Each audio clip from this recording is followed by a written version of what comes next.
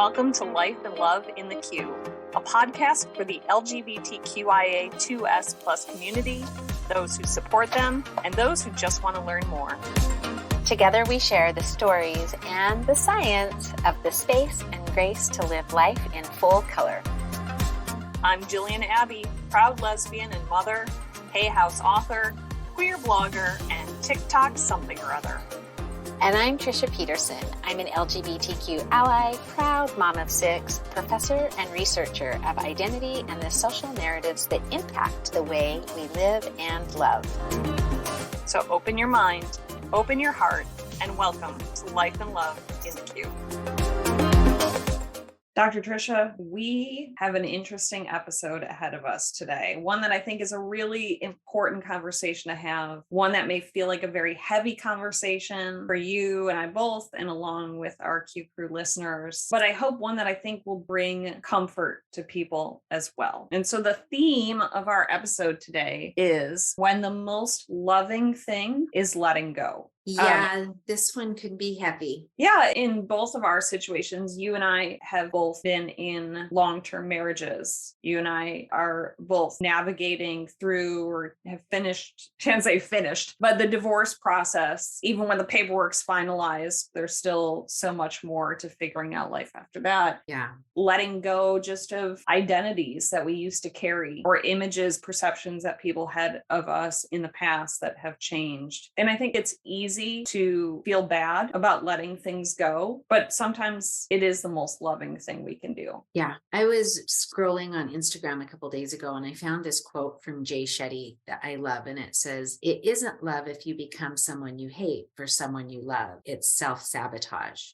I've thought a lot about that in terms of this conversation, because I think a lot of times we get into relationships and they can be really well-meaning and good relationships. But I think that we do start to mask and hide and try to fit into one another's lives. And again, the social narrative, at least in my world, the social narrative really has people enmeshing with one another very quickly once they couple. And Yes. so, you might spend holidays at each other's houses, or you pick up one another's interests. Yeah, I think the enmeshment rate for lesbians is like 24 hours. Like it's usually, we joke about U-hauling is a term in the women loving women community, because it's like you go on where's a lesbian's first date at U-Haul, because you are already moving in together and you're like, I found my soulmate and we've lived 80 past lives together. But anyways, I digress, because not everyone listening is a lesbian. I'm sure you have much longer enmeshment periods. Well, but that's the thing. I don't know. Like I was thinking about if you've got religion. Religion is you enmesh immediately.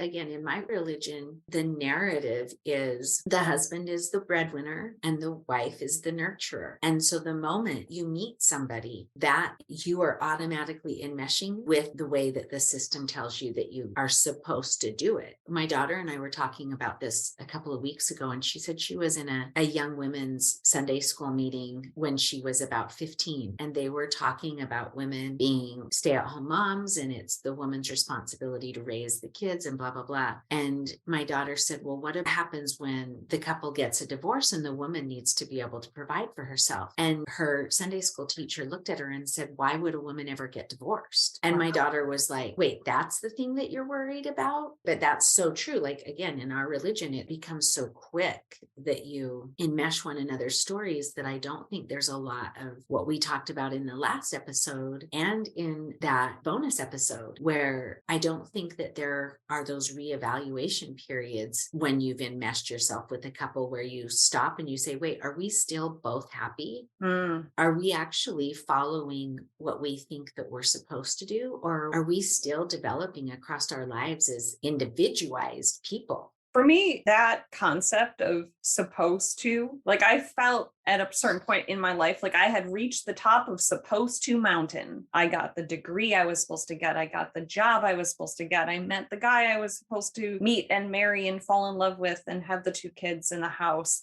And I remember feeling so hollow and empty in that moment, because it's like I did all of the supposed tos and I still feel hollow. I don't know any other way to describe it, of like there was like a void or a hunger of this is not it. The supposed tos did not lead me to the purpose of our human experience of being here. I'm not living as a full human. What the hecking heck?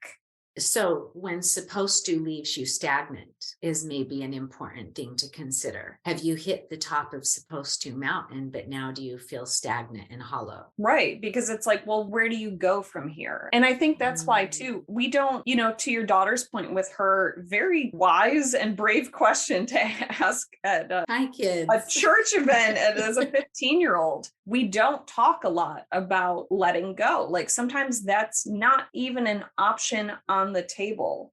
Because if you've already met the mold of this is what life is supposed to be like, it's very easy to talk yourself into or convince yourself that, well, this is just what life is. I hear a lot of people say all the time, like, well, marriage is just really hard. And I'm not saying that it's not. Anytime you're taking two personalities and you're putting them together, and there is so much change, like you said in our other episodes about reevaluating regularly and and are you still on the same path and can you work through things together? Marriage is hard, yes, but we push that so heavily as a narrative also that sometimes we stay in bad marriages because we just go, well, it's just supposed to be this way. And we don't always give ourselves permission to even float the idea of letting go. Because in the short term, letting go almost always seems like a really bad idea. Like divorce, bad idea. Coming out, bad idea. I've had this dream probably 4 times in the past couple of months where somebody is pushing me off of a cliff and I'm pawing at the gravel. I know, why would they be pushing me off the cliff? You're so nice. You're like pawing at the gravel to try to find, your stable footing so that you don't actually fall. And I feel like that's exactly like when we come to a place in our lives where we know a change is needed, instead of allowing ourselves just to fall over the edge of the cliff, we just try to hold on to this loose gravel that is really just more painful. We're clawing at everybody around us. It's more painful for everybody, in my opinion. Sure. But we don't have a standard in our social norms for Shefali. I can't remember her last name. Dr. Shefali has a way that she phrases it and she calls it conscious recoupling. And I love that. But we don't talk about that, where it's okay to recouple. And that could be recoupling in the same couplage, but just totally reframing the relationship. Right. Or recoupling where we end the relationship, but we do it consciously and have still a good relationship with our partners. I don't know if I ever told you this, but speaking of falling off of cliffs, so my sport of choice when I was a teenager is I was a springboard diver. And I even did the high dive for a little while, for a hot minute. And the scariest part of that is always right before you're about to jump. And even like when you're immediately off the board or off the platform, that those first few seconds in the air of, oh crap, there's no going back now, is terrifying. And then eventually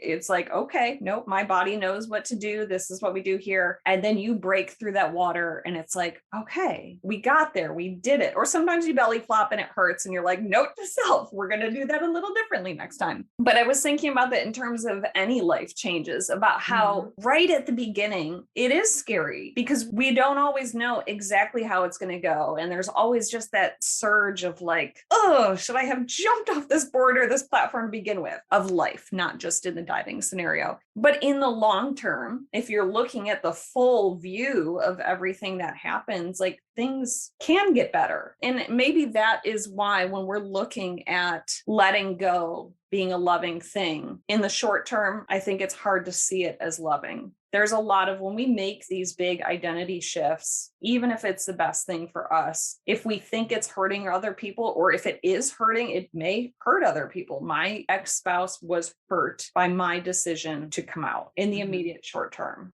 I don't know if we look enough at the long term, though. And can I heal? Can he heal? Can I start a new relationship? Can he start a new relationship?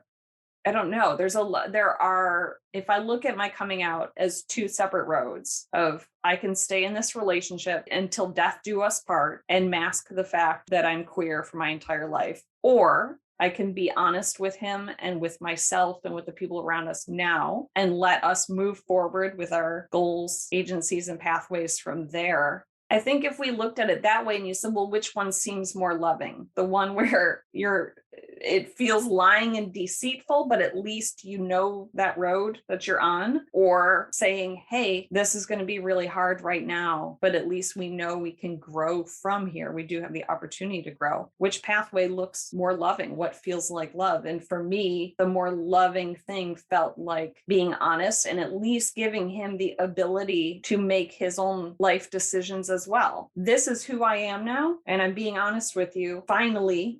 Yeah, I think I'm still super new in a lot of my part of the journey. So, like, I've got all of the research on how disruptive and maladaptive and dysfunctional it can be to be in a masking and hiding situation, and how detrimental to our well being it can be to not make choices and to leave ourselves in that uncertainty loop. So, I have this is one of the areas that I think in my life has always been interesting, is so I know the science behind it, but then I also know how it has felt in my own heart. And sometimes it takes a while for my heart to catch up to what the science knows. So my heart and mind fight with each other a lot when it comes to this. But I feel like in my relationship, I know how much I was struggling trying to make sense of how different my family had gotten from the social narrative, and the constant level of distress that I felt trying to make sense of some of the things that were happening in our family. And I don't know if I've ever shared this quote before, but the definition of trauma is too much, too fast, with too few resources. And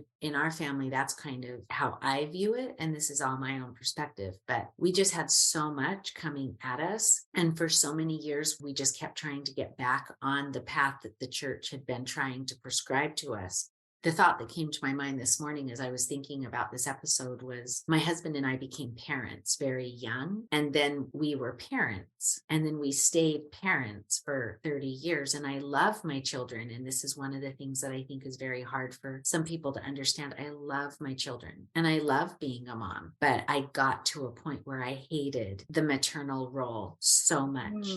In order for me to hate the maternal role, I needed my husband to be able to change his paternal role. But he was also, I say this all the time, the men socialized as father have a narrative that is just as destructive. Or feminism impacts men as much as it does women, and social narratives impact men just as much as it does women. So I talk a lot about that maternal narrative, but the man has a similar narrative going down that is just as painful and destructive, but we just couldn't get out. And I felt like the resentment and the frustration and the anger had gotten so deep that the kindest thing I could do was to ask for a divorce. And I mean, I still, as a matter of fact, I said this to my kids on Christmas Day. I really, really struggled with Christmas Day, to be honest, because it looks like everybody's doing okay. And I felt very sad that I had to lose so much in order to put enough of a break in the system that people could start thriving on their own.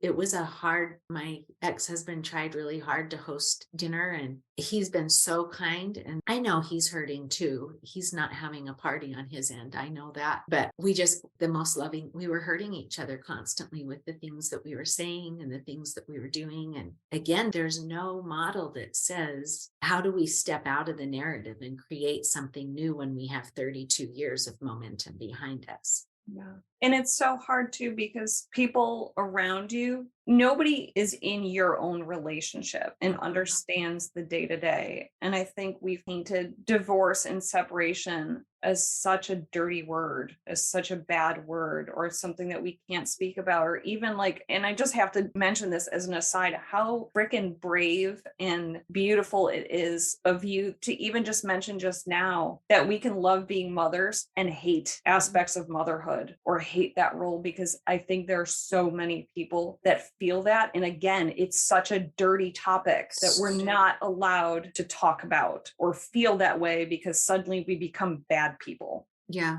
It is so hard because only we know the experience that we're going through, or only you knew what that relationship was like with your ex-husband. And so when we tell others that we're getting a divorce or making any other sort of big changes, we do get a lot of judgment from people. But oftentimes they don't, again, they're looking at the short term and they're going with the story that they've been told about what that means and not understanding the gift that you just gave to yourself, to your ex-spouse, to your children, to put the brakes on. Yeah. And I mean, I don't know that my ex-husband feels that way at this point, but I think shortly after we separated, I saw on Facebook somebody post, and it was somebody that we go to church with, or we used to go to church with. And they posted something about divorce being the biggest act of selfishness that a person could do. And I totally know the story behind the two people that they were talking about in this post. But 42 people that I went to church with, or that I had gone to church with in the past, chimed in to agree that divorce is one of the most selfish things that a couple can do for themselves and for their children. And it's so destructive.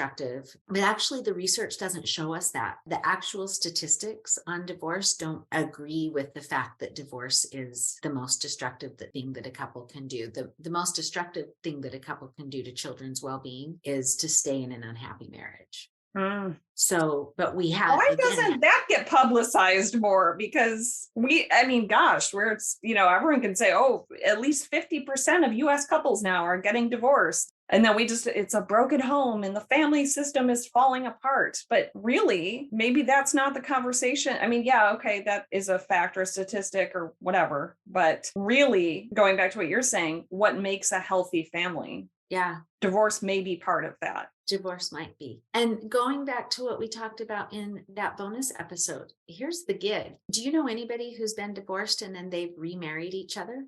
My parents? Yeah. I know 5. Yeah. No, my parents are not the only one, but they are one of them. Yeah. Yeah. And when we were selling our house, and my realtor actually said, just whatever you do, don't get remarried, because what a brain fuck that is for kids. And I was thinking, don't say that. Don't say that, because I don't know. I have no idea. And I'm not putting that out there. But again, if you're in momentum that you can't stop for whatever reason, you can't stop the momentum. The most loving thing you can do is stop the car from going down the hill. Like, put on the brakes, do what you need to. But I don't think people realize first of all, how easy it is to fall into dysfunctional relationships anyway, whether we fall into codependency, or we fall into people pleasing, or we fall into enmeshment, or we fall into just our family patterns. And we don't realize that our family patterns were quite as messed up as they are. So first of all, I don't think that people realize just how dysfunctional some of the marriages in this world are. Mm-hmm. And then again, it's okay to get to a point where you might make a decision. And then 6 months, a year later, you're like, oh, I kind of want to rebuild this thing with you, but different. Can we redo this different? Yeah. Can I date you again? Like, I don't know. That was a detour, but no, but it's another option. I mean, when we're talking about, and again, we talked about in the bonus footage from last time, like one of the biggest fears about coming out is people say, well, what if that's not my truth either? What if I made a mistake? And, in some cases, not in all cases, but in some cases, relationships do bounce back. I want to put a little asterisk and clarify. I can't really recall of anyone I've met so far who has come out and then said, oh, I'm actually not gay. Aside from my son, because he didn't know what gay meant. And so he told his friends he was gay because he didn't want to hang out with the girls on the playground. And I was like, oh, baby, no. So I have the first hetero child who's come out as gay. But anyways, total tangent there. But yeah, we have a lot of options. And I think there's no permanence. I don't know. There's just not a whole lot of just because we make a decision doesn't mean that is now the path you have to follow for life. If that were the case in life, how scary that the career you picked as your first career is the one you have to stay with your whole life, or that first person you ever dated is the one you have to stay with your entire life. That's not how life works. We reevaluate, we make new choices. And for some people, maybe that choice is going back to the relationship they were in once they've had their time apart to reevaluate and reassess. Yeah. And I will just say, so I have one friend and two clients. They were in hetero relationships. One of the partners in all three of the couplings questioned whether or not they were lesbian. They all three took between a 3 and a 6 month break for that person to reassess. And then actually in all three, and I'm not saying that this is the way it would always be, but it is funny that all three of them, they came back together with both partners recognizing that there was bisexual identification, but they decided to remain, all three of them decided to remain in their hetero passing relationships. But all three of them are in committed relationships. They are all very happy, but they needed that process to understand that, that little bit of self-doubt. But it was, I think it's interesting in all three of those situations where they came back and their partner also identified as bisexual. Fascinating. It's like we're all on a spectrum or something with all sorts of different types of attraction and different ways of being. Yeah. Wow. But they came back. It was that the most loving thing to do was to let go enough to explore that possibility. And again, if we go back to what we were saying before, there are no mistakes. I mean, you ate cheesecake, you might have gotten a sick belly, blah, blah, blah, but you recover, Then the next, I'm over it. We're already on the next day and I'm going to do the same thing. The next day you eat one bite less of cheesecake. Holiday regrets. Yeah. I love that point that you mentioned, that letting go is not always a letting go forever. Sometimes it is, and sometimes it's not. I have no idea what will happen with my ex-husband, but I will say that I probably have never felt more love and grace for him in my entire relationship with him than I have over the past 4 months. Wow. I needed 2 months to process a lot of grief, and I am processing grief like I have never processed grief in my entire life. And I actually want to say I've probably cried more tears over the past 6 months than I even knew my body could produce. So I'm not trying to paint a story of this is like the easiest journey I've been on. But at the end of the day, every single day, I come back to a place where my love for him and my level of gratitude and grace for him seems to be magnifying on a daily basis. Whereas a year ago, I read back on my journals from a year ago and making the decision and just recognizing we were in such a trauma loop. It just wasn't even funny. It really was just not even funny. And we just had nobody that could truly process what was happening with us. So to pretend that there's not hurt when you're in a trauma loop is just not even fair. You're overreactive. You say things that you don't mean, and you don't remember things that you say and do, because when you're reactive and that autopilot kicks in, you can say things to people that you truly don't remember you've said. So I don't know. To me, it feels like the most loving thing. It's also the most painful thing. Sometimes you have to hold, like I said about the one little words for the new year, sometimes you have to hold both. Yeah. I think that's a beautiful thought to end on. Yeah. All right. All right, friend. You have a good day. You too. Thanks, listeners. Thank you for listening to Life and Love in the Queue. If you enjoyed today's episode, please be sure to like, subscribe, and share. And if you have questions, contact us at lifeandloveinthequeue@gmail.com. Until next time, Q Crew.